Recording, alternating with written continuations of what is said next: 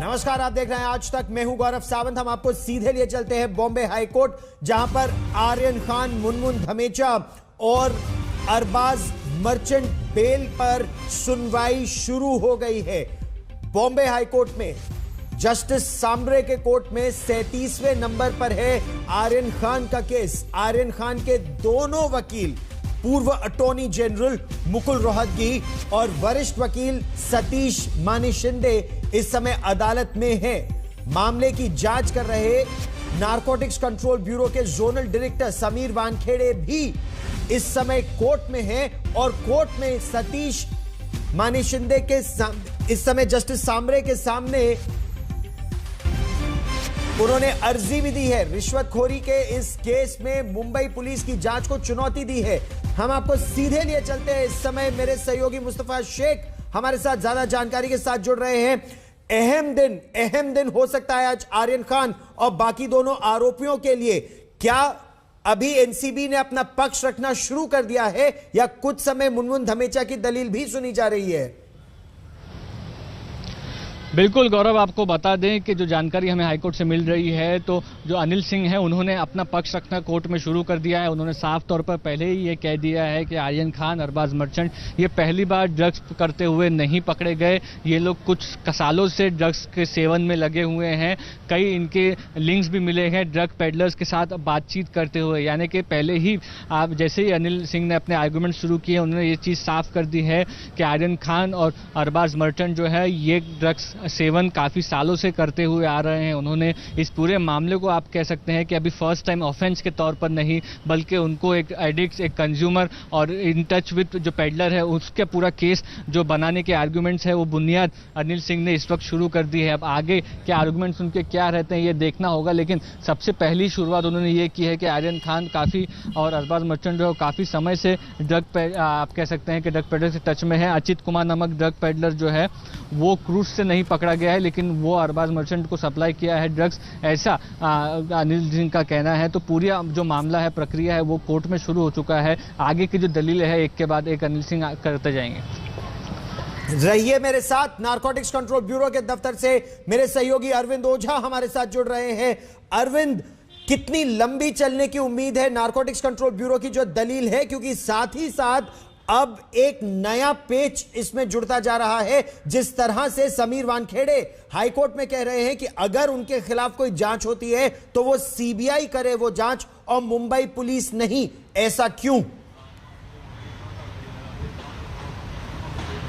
जी देखिए, लगातार पहले वो सेशन कोर्ट भी मूव किए थे। अगर आपको याद हो तो हाई कोर्ट में सुनवाई से पहले Sameer Wankhede individually session court पहुंचे थे। उसके अलावा नारकोटिक्स कंट्रोल ब्यूरो की टीम भी पहुंची थी सेशन कोर्ट, जहां पर खुद समीर वानखेड़े ने विटनेस बॉक्स में खड़े होकर जज को कहा था कि उनको टारगेट किया जा रहा है, उनकी फैमिली को टारगेट किया जा रहा है। जब से इस केस से वो जुड़े हैं, वही सेम चीज़ लेकर वो हाईकोर्ट पहुंचे हुए। हालांकि उन्होंने सीबीआई जांच की मांग की है। इन सबके बीच जो जिस पर सबकी निगाहें टिकी हुई हैं गौरव, वो है मुंबई हाई कोर्ट में हेयरिंग। तो मुंबई हाई कोर्ट में हेयरिंग 39 नंबर सीरियल जो आर्यन केस का था उसकी सुनवाई हो चुकी है। एएसजी अनिल सिंह जो नारकोटिक्स कंट्रोल ब्यूरो के वकील हैं, वो एक एक करके जो डिफेंस के लॉयर हैं उनके आर्गूमेंट को काउंटर कर रहे हैं और उन्होंने कहा है कि आर्यन और अरबाज अभी से नहीं, कई सालों से ड्रग्स ले रहे हैं, हार्ड ड्रग्स ले रहे हैं।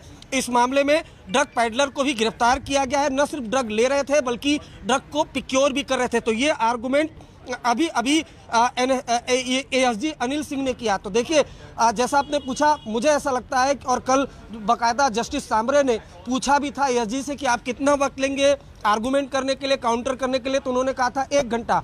मुझे लगता है 1 घंटे से कुछ आगे पीछे वक्त हो सकता है।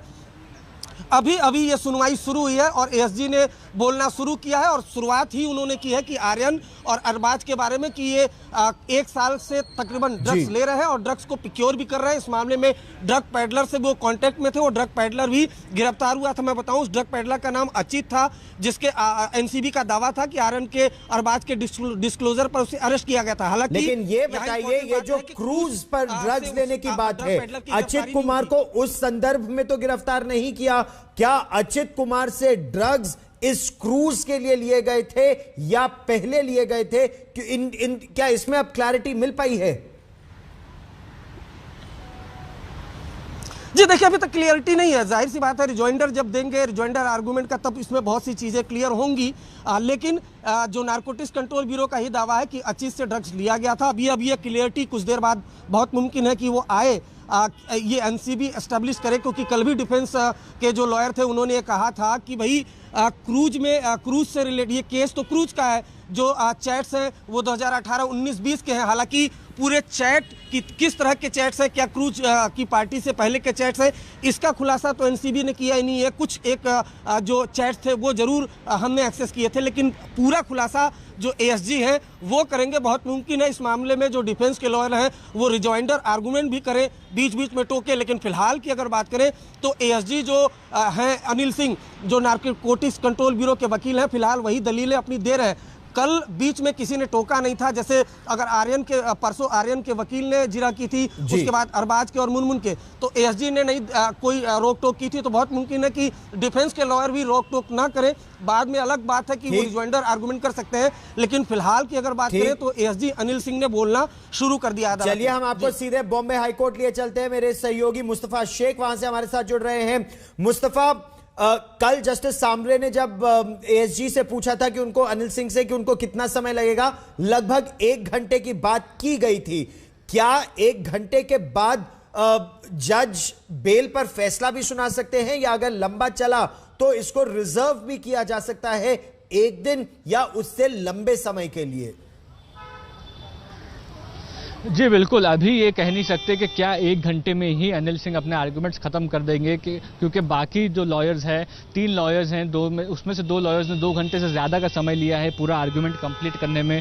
तो fair amount of time court को देना पड़ेगा अगर एएसजी अनिल सिंह 1 घंटे से ज़्यादा आर्गुमेंट करना चाहते हैं। उसके बाद जो अंदाज़ा हमें लग रहा है कि रिजॉइंडर आर्गूमेंट्स हो सकते हैं, यानी कि अनिल सिंह के आर्गुमेंट्स खत्म होने के बाद डिफेंस लॉयर्स के जो आर्गुमेंट्स हैं वो भी इस पूरे मामले में हो सकते हैं। तो अब ये पूरा जो आप कह सकते हैं आर्गुमेंट्स है, ये होते होते अगर 5, साढ़े 5 बज जाते हैं तो फिर जाहिर सी बात है कि आर्गुमेंट्स तो खत्म हो जाएंगे, लेकिन ऑर्डर की जब बात आएगी तो ये कोर्ट पर निर्भर होगा कि वो आज ऑर्डर सुनाना चाहते हैं या फिर कल के लिए ऑर्डर रिजर्व करना चाहते हैं, क्योंकि कई आर्गुमेंट्स 3 दिन तक हुए हैं, पूरे आर्गुमेंट्स को रिकॉर्ड पर लेना है कोर्ट को। तो ये आप कह सकते हैं कि समय इस पूरे मामले में काफ़ी इंपॉर्टेंट है, क्योंकि लॉयर्स चाहते तो हैं फैसला आए, लेकिन अभी दिवाली वेकेशन के लिए 2 से 3 दिन का समय बचा है। उसमें अगर आर्गुमेंट्स कंप्लीट होकर ऑर्डर नहीं आता है तो फिर आर्यन खान को जेल में ही रहना पड़ेगा दिवाली के दौरान। और ये खासी गंभीर परिस्थिति, आर्यन खान, उनके परिजन और जो बाकी इसमें आरोपी हैं, क्या ये तीनों आरोपी एक ही साथ या बेल पाएंगे या अंडर ट्रायल के रूप में जेल में रहेंगे? इस समय मैं आपसे ये जानना चाहता हूं, क्या बेल एक ही साथ मिलेगी तीनों आरोपियों को या अलग अलग मिलेगी इसमें, अरविंद?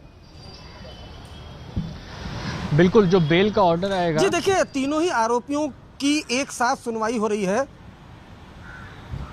जी अरविंद। जी देखिए, तीनों आरोपियों की एक साथ सुनवाई हो रही है, तो बहुत मुमकिन है कि जो ऑर्डर है वो एक ही साथ आए, ऐसा लगता है। हालांकि जो कोर्ट है, कोर्ट की प्रक्रिया जो होती है उसको प्रिडिक्ट नहीं किया जा सकता है, लिहाजा वो देखना होगा, वो सब कुछ जज पर ही निर्भर होगा। लेकिन जिस तरीके से तीनों ही आरोपियों की, चाहे आर्यन, अरबाज और मुनमुन की, एक साथ सुनी जा रही है, अगर पिछले बात करें सेशन कोर्ट की, तो वहाँ से भी अगर रिजेक्ट हुआ था तो एक साथ ही रिजेक्ट हुआ था तीनों का। तो ऐसे में यही माना जा रहा है कि जो अगर बेल का ऑर्डर आएगा तीनों का, तो तीनों का एक साथ ही आ सकता है, क्योंकि पिछले अगर सुनवाई की बात करें सेशन कोर्ट की, तो वहां पर भी ऐसा ही हुआ था। तो ऐसे में इस तरह की आशंका जताई जा रही है। हालांकि आप भी ये जानते हैं कि जो भी कोर्ट की हियरिंग होती है उसमें क्या कुछ होगा, आगे क्या होने वाला है, ये प्रिडिक्ट नहीं किया जा सकता है, ये सब कुछ जज पर ही डिपेंड करता है।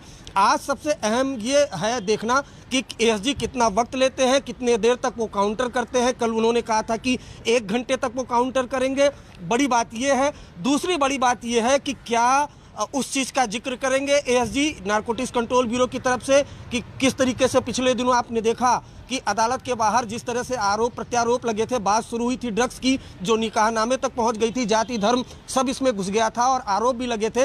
क्या वो सब यहाँ पर वो दलीलें रखी जाएंगी, ये बेहद देखना दिलचस्प होगा। लेकिन फिलहाल की बात करें तो एएसजी ने शुरुआत की है। आज का जो मामला है, आपने बड़ा दिलचस्प पहलू उठाया कि समीर वानखेड़े निकाह, विवाह, भ्रष्टाचार के मामले, मुस्तफा, क्या उनको भी आज ही के केस में लिया जाएगा या उनको अलग से डील किया जाएगा? क्योंकि आज का जो मामला है वो तो केवल एडिशनल सॉलिसिटर जनरल इन तीनों आरोपियों, साहिल जोशी मेरे सहयोगी हमारे साथ जुड़ रहे हैं। साहिल, अभी जो यह मामला आएगा ये तो केवल बेल तक सीमित रहेगा और क्राइम तक, इसमें तो समीर वानखेड़े का मसला इस बेल प्ली में तो नहीं आएगा, या आएगा?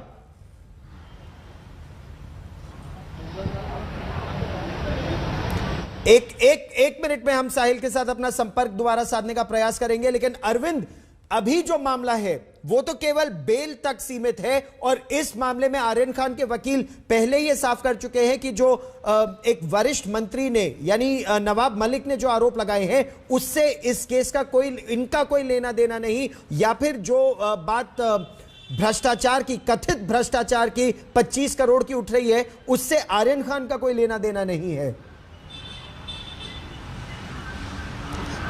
जी देखिए, मैं आपको यहाँ एक चीज़ क्लियर कर दूं, जब इस केस की सुनवाई होनी थी तो इसी अदालत में नारकोटिक्स कंट्रोल ब्यूरो की तरफ से हलफनामा दाखिल किया गया था जिसमें ये कहा गया था कि गवाहों को प्रभावित किया जा रहा है, साथ ही साथ शाहरुख खान की जो मैनेजर हैं पूजा डडलानी, वो प्रभावित कर रही हैं, प्रभावित करने की कोशिश कर रही है गवाहों को और जो पंच हैं उनको। तो ये बातें इसी अदालत में कही गई हैं। इसी वजह से मैंने कहा कि ये देखना दिलचस्प होगा क्या इन पहलुओं को भी एएसजी बाद में उठा सकते हैं। हालांकि अभी जो आर्गुमेंट चल रहा है वो इसी बात पर चल रहा है, आर्यन और अरबाज को लेकर, और साथ ही साथ जो विद्या हमें बता रही है अदालत से जो कुछ भी आर्गुमेंट हो रहा है उसके मुताबिक फिलहाल जो नारकोटिक्स कंट्रोल ब्यूरो के वकील हैं एएसजी, वो बाकायदा ये बता रहे हैं कि जो अरबाज और आर्यन है वो दोनों दोस्त हैं और वो दोनों एक साथ रहते हैं और बाकायदा वो दोनों एक साथ क्रूज पार्टी में गए थे। तो देखिए, इस मामले में सेक्शन 29 एनडीपीएस एक्ट भी लगाया है नारकोटिक्स कंट्रोल ब्यूरो ने, जैसा कि डिफेंस के लॉयर सेशन कोर्ट में उन्होंने कहा था और बार बार कि सभी अलग अलग क्रूज में पहुंचे थे। लेकिन अच्छा, लेकिन एक बहुत बड़ी बात इसी समय विद्या मुंबई से हमें बता रही है और इस पहलू पर मैं आना चाहूंगा। ये जो इस समय कोर्ट में additional solicitor general Anil Singh अपना पक्ष रख रहे हैं, वो ये कह रहे हैं कि इसमें दो राय नहीं कि आर्यन और अरबाज मित्र है, एक साथ आए थे, दोनों एक साथ आए थे और दोनों को एक साथ ही रहना था। जो दलील दी गई कि टेस्टिंग नहीं की, और यह दलील मुकुल रोहतगी ने दी थी कि टेस्टिंग नहीं हुई, उस पर एडिशनल सॉलिसिटर जनरल का कहना है मेरा केस कंजम्पशन का इस समय नहीं है, मेरा केस कॉन्शियस पोजेशन का है और प्लानिंग टू कंज्यूम का है। तो ये एडिशनल सॉलिसिटर जनरल इस समय अपना केस साफ कर रहे हैं कि ये जो मामला है ये पोजेशन फॉर कंजम्पशन का है, यानी आर्यन और अरबाज दोनों एक साथ आए थे और यही बात वो कर रहे हैं इस समय अरविंद कि आर्यन और अरबाज एक साथ आए थे और आर्यन भी इसी तरह से लिंक्ड है, कंजम्पशन का नहीं, पोजेशन फॉर कंजम्पशन का यह मामला होता है। जी बिल्कुल गौरव, और इसीलिए मैं आपको पॉइंट आउट कर रहा हूं क्योंकि इस पूरे केस में जो फांस है वो फांस वही है 29 एनडीपीएस एक्ट यानी कॉन्स्पिरेसी। इसके लिए बाकायदा नारकोटिक्स कंट्रोल ब्यूरो ने एस्टैब्लिश करने की कोशिश की थी। इसी वजह से शाहरुख खान के उस ड्राइवर का बयान नारकोटिक्स कंट्रोल ब्यूरो की टीम ने दर्ज किया था जिसमें ये एस्टैब्लिश करने की कोशिश की गई थी कि अरबाज और आर्यन और एक और शख्स वो क्रूज पार्टी के लिए मन्नत बंगले से मर्सिडीज कार में निकलते हैं और क्रूज में पहुंचते हैं। ये दावा किया था नारकोटिक्स कंट्रोल ब्यूरो की टीम ने, नंबर 1। नंबर 2, और जो जिस तरह से आर्गुमेंट हो रहा है कि ये जो केस है वो कंज्यूम का नहीं है, planning of consume, procurement of drugs और पोजेशन, इस चीज़ का है। आपको ये भी देखना होगा कि ये सिर्फ आर्यन, अरबाज और मुनमुन का नहीं, इस मामले में कुल 20 लोग गिरफ्तार हैं और नारकोटिक्स कंट्रोल ब्यूरो इस केस को ऐसे दिखा रही है कि ये बड़ी कॉन्स्पिरेसी है, नंबर 1। नंबर 2, इस मामले में इंटरनेशनल लिंक है और इसके लिए 2 नाइजीरियन को गिरफ्तार किया गया है।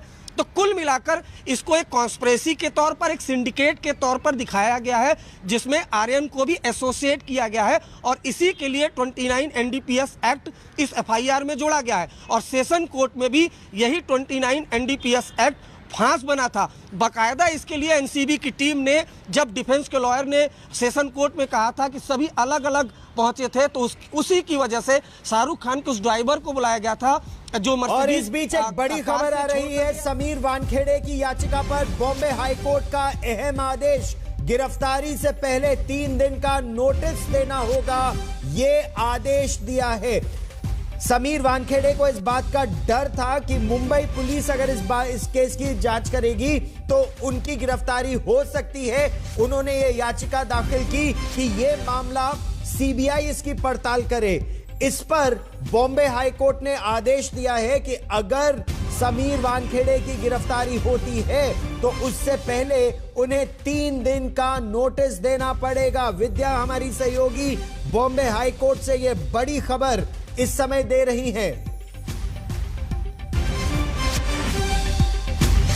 बड़ी खबर है इस समय की, क्योंकि डर था समीर वानखेड़े को कि उनको गिरफ्तार किया जा सकता है। उन्होंने ये कहा भी कि उन पर आक्षेप लगाए जा रहे हैं, उन पर, उनकी पत्नी पर, उनके परिवार पर। और अरविंद, ये राहत के रूप में देखेंगे समीर वानखेड़े कि अगर उनकी गिरफ्तारी होती है, क्योंकि मुंबई पुलिस ने भी अब इस मामले की जांच शुरू कर दी है, खासतौर पर वो मामला कि प्रत्यक्षदर्शियों से, गवाहों से ब्लैंक कागजों पर साइन करा गए 25 करोड़ की कथित भ्रष्टाचार का मामला, तो 3 दिन का नोटिस देना होगा गिरफ्तारी से पहले। अरविंद जी बिल्कुल, देखिए वानखेड़े को ये आशंका जरूर है, क्योंकि जो प्रभाकर है उसको 2 से 3 दिन तक मुंबई पुलिस ने उससे पूछताछ की।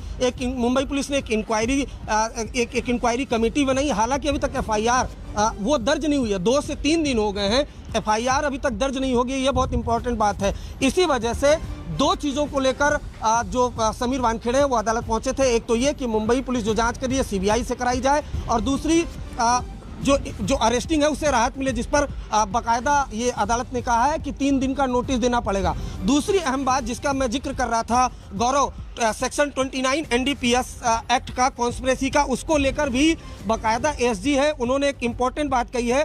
उन्होंने कहा है scheme of NDPS act section 29 does not say that the person has to be in position.